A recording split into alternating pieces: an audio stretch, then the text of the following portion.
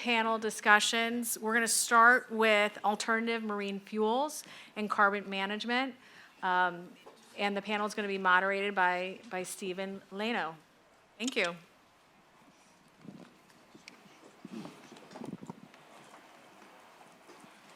Good afternoon. How are you? Thank you to the chambers for the invitation and having us all here today to speak to you about alternative fuels and emissions management. Hopefully everybody's had a salad for lunch and nobody's going to fall asleep in the middle of this one. Please feel free to ask questions as the session goes on. We're happy to answer them in flow or at the end. We've got about 30 minutes, so look forward to speaking with you. As everybody is aware, as of January, the complexity of the emissions landscape, particularly owing to Europe, has reached the maritime industry and caused a requisite amount of panic and havoc and scrambling for solutions as well as ideas for opportunities across the emissions sort of spectrum. I would include fuel in that simply because one begets the other. We have a great panel here today, Lydia, Jan, Thomas, and John, from all different angles on the subject, technical and operational, commercial, the carbon markets in depth. Class certainly leans in on many of those different areas, so it'll be very interesting to hear from all of our panelists.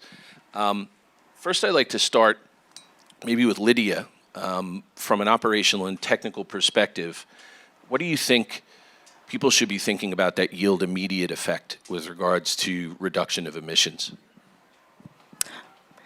Thank you, Steve. Thank you for this opportunity to participate in this great event. So I know a few of the things that I'm going to mention have already been touched on by previous panelists. I'm going to start by saying how we all remember how we celebrated the millennium, which was in 2000. So it's been 24 years already since that, and it feels like yesterday. That's pretty much the same time that we have to do to achieve all these goals. So it's a glimpse of an eye. So at Pangea, what we're trying to do and what we feel as operators we can do is really aim to be practical, do what we can today, like most of us are already doing. So we believe in two things. We believe in being prepared and being open-minded. I'm going to mention optimization and what that means for us. It's what we can do today. We spend our 20% of our energy, we want to have 80% impact. Optimization is what we can do with weather routing services, advanced performance, monitoring systems. But the whole idea is how we make proper use of these systems and tools that we have in our hands, making sure that we train our people to really use the data that are there. So that helps us, for example, catch high specific fuel oil consumptions on our engines. It helps us really make a difference today on things that we see and make an impact immediately. Energy saving devices, of course, is the other topic that we all know. But the thing with that is that there is not one tailored solution for everything. There's not any universal solution for all the vessels. So we need to make vessel-specific and tailor-made studies to review which of the solutions apply to which vessel. And so propeller, boss-cap fins, ducts, all the energy-saving devices that we've heard before are part of the solution.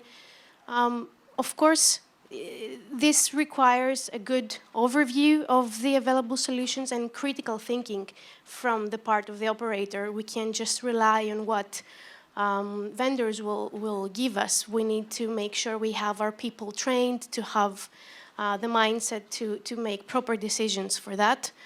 Upgrading our engines is another important part of the work that we're doing to enhance, to optimize, really balance the engines, tune the engines, make sure the engine cylinder units are adjusted and fuel injection timings are adjusted. These are all technical aspects, but they're important. They make a difference on the bottom line and on the emissions reductions. There are new technologies as well, like governor automating systems that are very important also for during sailing, the vessels will have optimized performance. That today we rely on chief engineers to do, but there are tools, there are systems that we can have, that we can give to our crew, and that is also very impactful. We are testing one of those systems right now. I'm going to also mention Internet of Things. It sounds exotic, but it's really something that we have today. These are devices and sensors that we can implement today on our vessels, and you can have real-time data that really can make an impact also on your decision-making. Lydia, can I just interject there for a quick second? Sure. Decision-making is what kind of triggered this thought. Jan, if you had an idea outside of optimization, maybe leaning more towards the strategic decision-making side of things, what would you say would be the most sort of relevant things that shipping can do with immediate effect on decarbonization? Yeah, thank you, Steve. So I think, and I totally agree with what Lydia says. I think the focus in the short term is to focus on efficiency gains, knowing what your vessels are doing, and especially towards meeting these checkpoints, as Nick Maker from Marshall Island mentioned today. In 2030, we can get a lot done already by focus on improving efficiency, understanding the data. That's already sort of underway by most ship owners and operators, triggered by compliance to CEI and now, of course, commercial on the EU ETS. That is definitely going to be the other thing. The other thing that needs to be done is, of course, you have to plan the longer-term strategy for meeting the much more difficult decarbonization goals towards 2050. So we don't know all the solutions, not now yet. We don't know exactly what fuel or which technology solutions will be and when they will be coming, but start to develop the different options that you have. Work with, collaborate with everyone, a technology provider, with class, with other fuel suppliers to see what is available and make sure you understand the landscape, both from a technical but also commercial and operational point of view. Yeah, I think, one of the things that we look at in our day-to-day business are the comparative economics between different sides of this argument. So when you look at carbon as an example in the European Union and the cost of the EUAs versus, say, alternative fuel costs and how those two markets move against each other, and when you want to buy one versus the other as an example. And secondly, commercial sort of picture of revenue generation versus total cost of compliance. How do you look at fuel and emissions relative to how you deploy your vessels? And I think it sounds relatively simple and straightforward, but when you scratch the surface, there are a tremendous number of variables. Even today, when we're dealing with only a few regulatory jurisdictions within the shipping space. As time goes on, there are dozens of these ETS systems that are existing in Asia, in India, in South America, other places in North America that eventually will expand into marine and require us to address them. To that point, I think digitalization really is a key sort of driver for strategic decision-making and, the collection of data that you can take action against.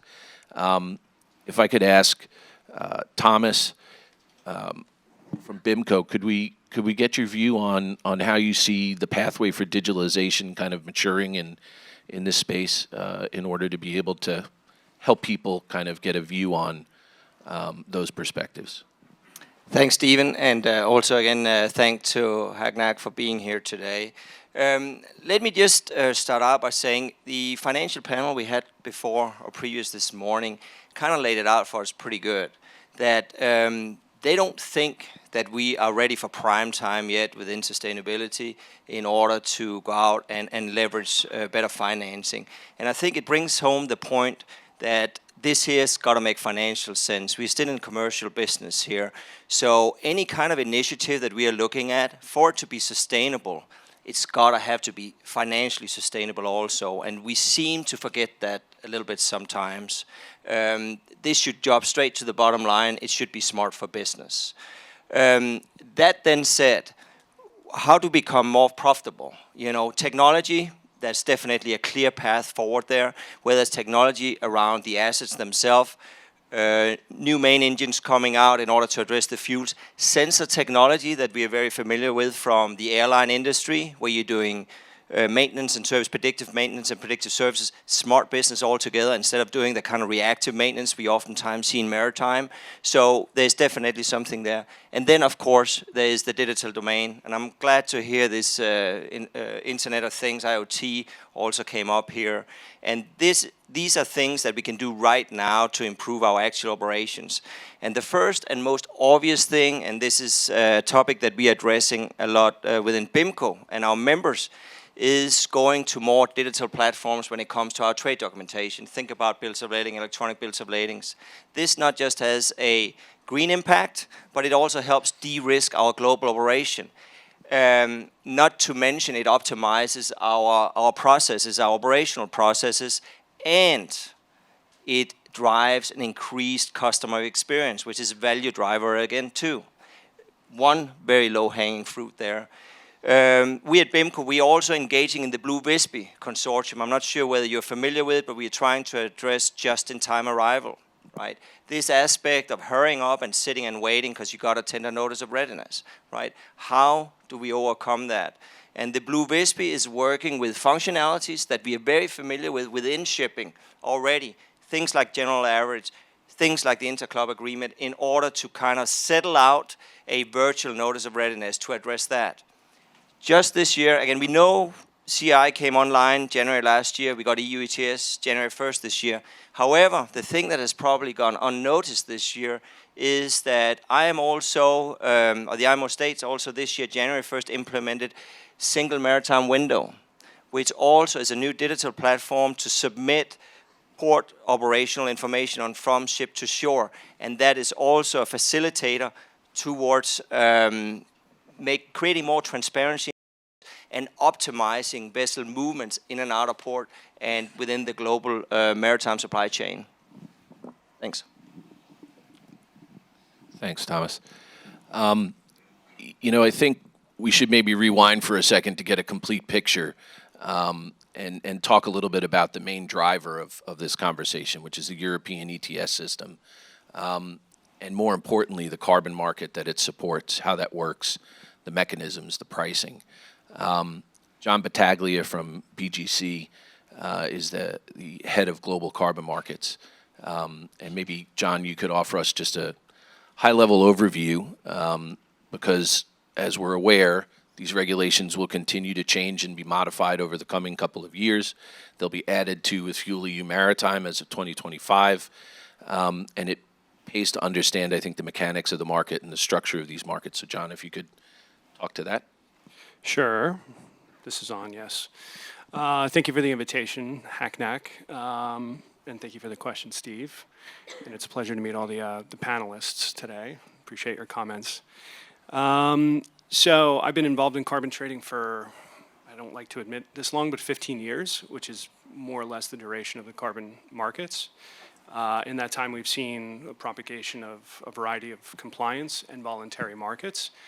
And we've seen the market heading towards something that we think is going to look something like a compliance in a voluntary market, or a compliance market in a voluntary setting.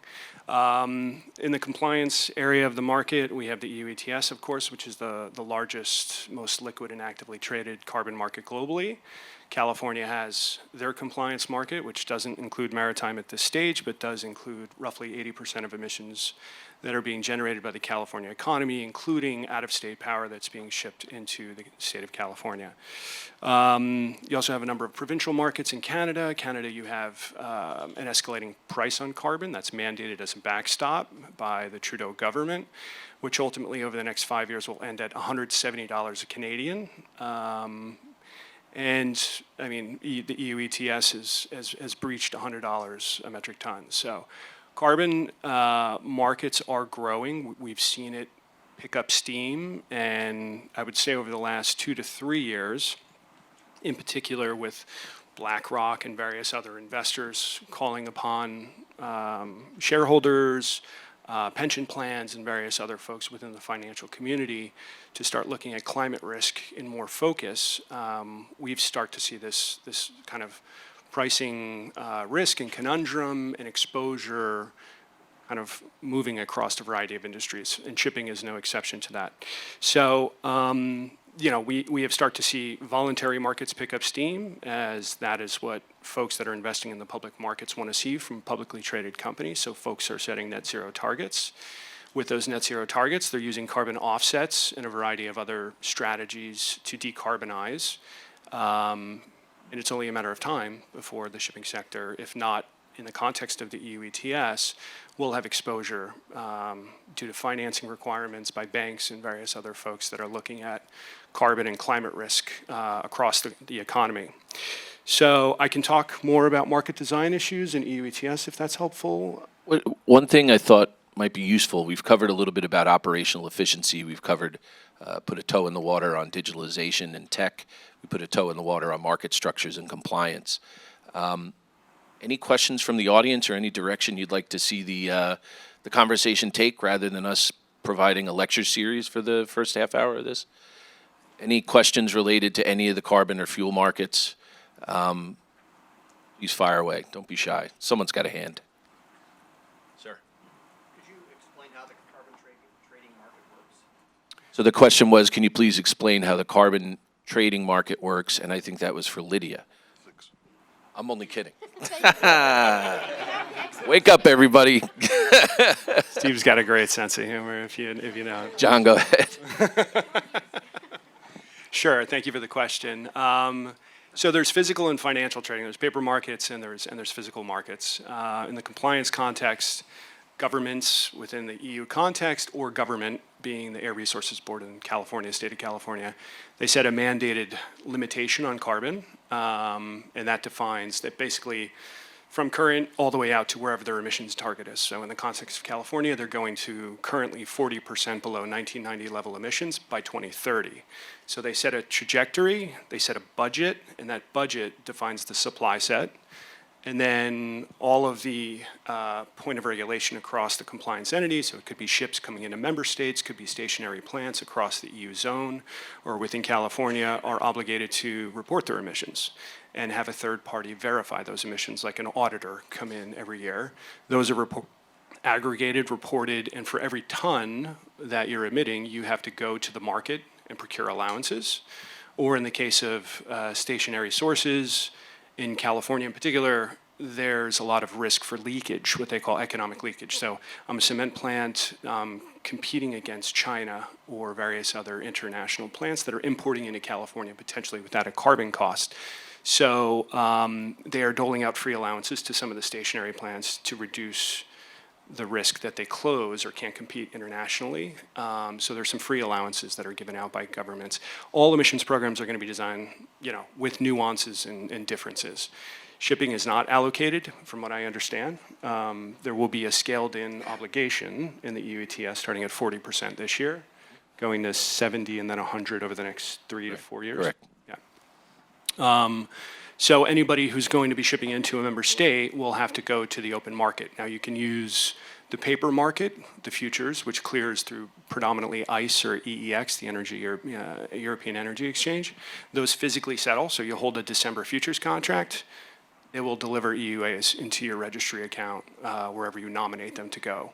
Or you can deal in the OTC bilateral markets as well, which we're very active in on a daily basis, to procure allowances as well. And then those will, I guess, every 2 years or so is compliance, I think, in the EU ETS. So the first period to get everybody kind of acclimated and on board, compliance is 2025, September 2025. After that, it'll be September 30th every subsequent year. So that's when those allowances will be handed over to the member state. In the event that you fail to comply, in the California context, there's a penalty of 4 times the emission allowance price. You fix that in the EU, at least currently, and this may be one thing that they address in revisions, but it's 100 euros per ton penalty for any shortfall on your emissions. Yep. I don't know if that helps to answer your question. Sure. Yep. No, I think I think that the one thing to think about as well when John was talking about sort of the import business from abroad, not very different to CBAM for those of you that are familiar, the cross-border mechanism that the European Union is implementing for will apply to maritime for vessels that cross over borders from different member states. So this is just I guess the overarching message, not to be alarmist, this is just reality, but this is the beginning, right? We've been in this for a month. There are a steady stream of modifications that will happen over the first 2 years of this implementation that could potentially change things. Drastically is probably a little excessive, but significantly enough that it will benefit or impact your business negatively, if not on top of it. Sir? I basically had a question about the fuel EU regulations and how soon it would become commercially feasible to use zero carbon fuels like ammonia under the fuel EU regulations. So the question was for anybody that didn't hear, Fuel EU Maritime, when will it become feasible to utilize fuels like ammonia in order to comply fully with a zero emissions fuel? And I'll hand that over to the folks at DNV. Yeah, so of course with the Fuel EU Maritime regulation as comes in 2025, it's on a well-to-wake basis. So that means whatever fuel you use, it has to be certified according to the EU RED sustainable standard. So if you can source methanol or ammonia that has a well-to-wake reduction, then that will be a compliance option. But at what point do the penalties become strong enough that it becomes commercially feasible? So this is sorry, Jan, if I could just interject for one quick second. I think these are the types of things that we're all working on sorting out right now, right? The economics of decision making. Am I going to buy the fuel?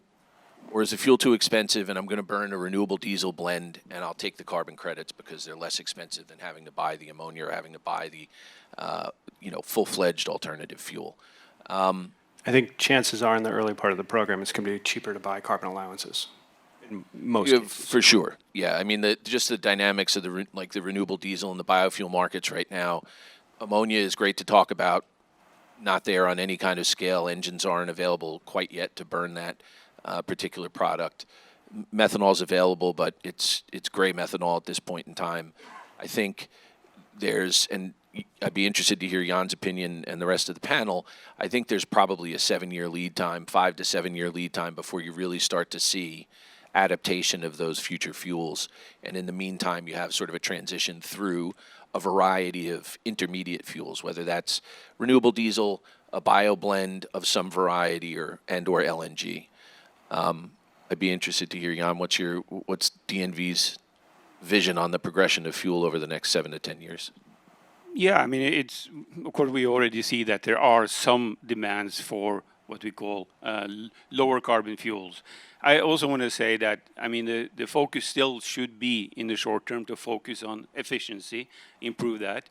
I think also that if you talk about Fuel EU Maritime, it's a gradual progression of the demand for having low carbon fuel in your supply, in your fleet.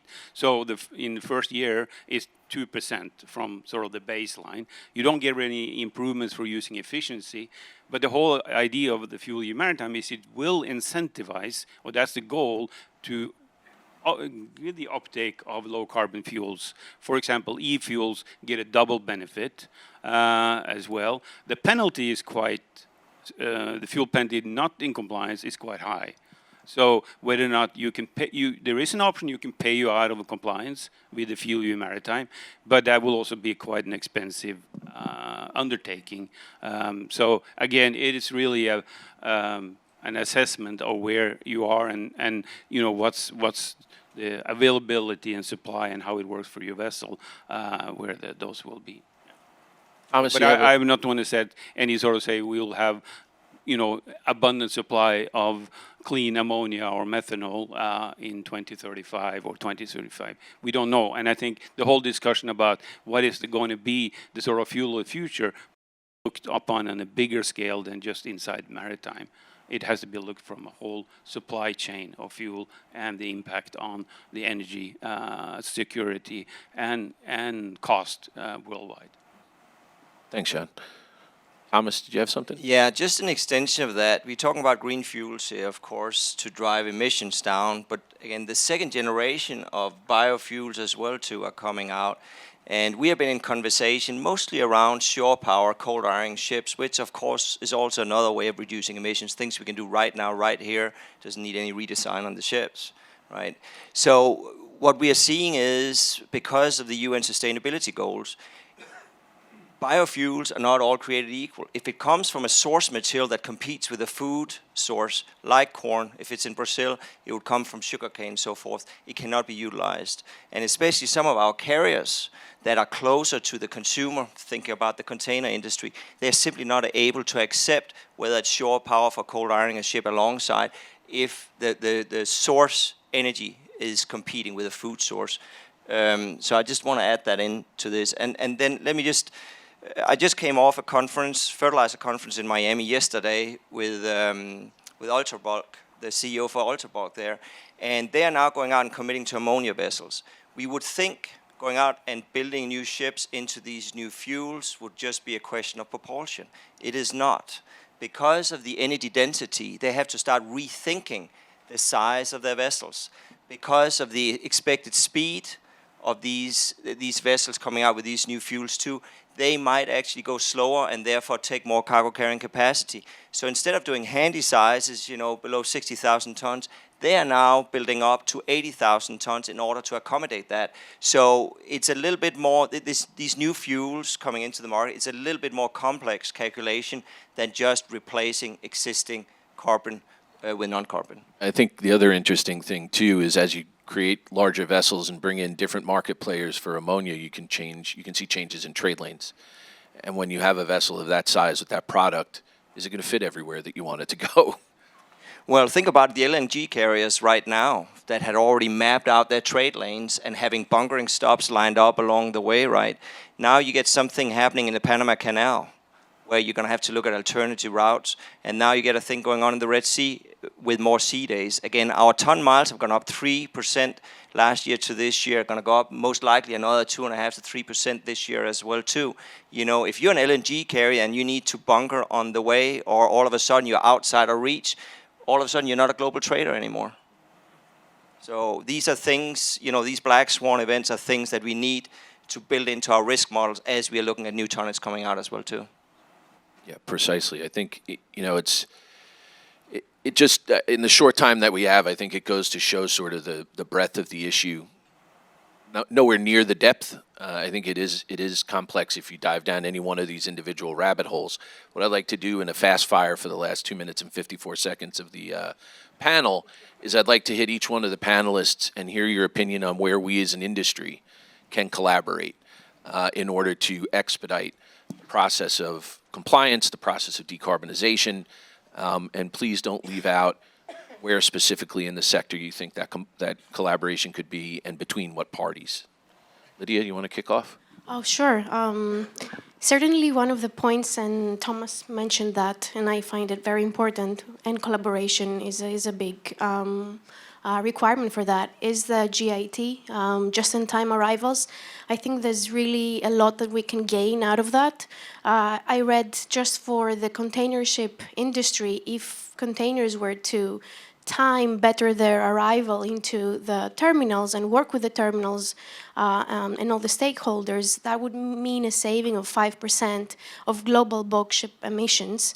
And that's wasted energy that we can save today. We have the communications, we have the internet, all the tools are there. So I find that as being one of the topics that we can focus and collaborate on. Great. Jan? Yeah, I think definitely a better ways to incentivize efficiency improvements, both in commercial contracts, but also have transparency and agree on sort of standardization or frameworks that can be open and shared, because that's still lacking. We talk about digitalization. We all have different phones, and they all talk to each other, but that was a long time coming. But I think also for an industry to have standards, framework for sharing data that we all use, and that enables the efficiency improvements and and enables the decarbonization of shipping much more. So this is also something DNV, of course, is very much involved with, trying to create that kind of standardization as well and share that freely with industry. Thanks, Jan. John, how can we collaborate better in and around carbon markets? I have one quick note of advice. Just get a good carbon broker, and you'll be okay. That number again, 1-877. No, I would say don't ignore the fact that there is a carbon price. Embrace it. It is a new emerging class of asset, actually. There's a lot of financial investors in the market now. And it's increasingly liquid. It's a very interesting space. Yeah, I would end with that. Thank you. Thomas? Yeah, so when we talk about decarbonization, what we really mean is reducing emissions, right? And it's really about increased energy efficiency.